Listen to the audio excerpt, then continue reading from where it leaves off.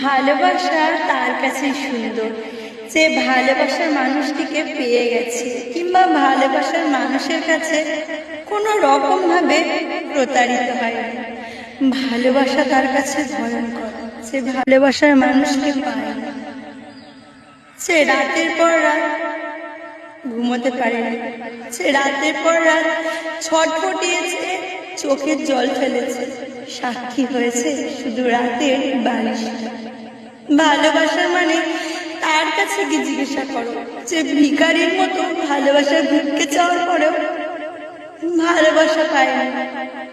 ভালোবাসার মানে তার কাছে গিয়ে জিজ্ঞাসা করো যে কষ্ট সহ্য করতে না পেরে মরে যাবার মতো সিদ্ধান্ত নিয়েছে।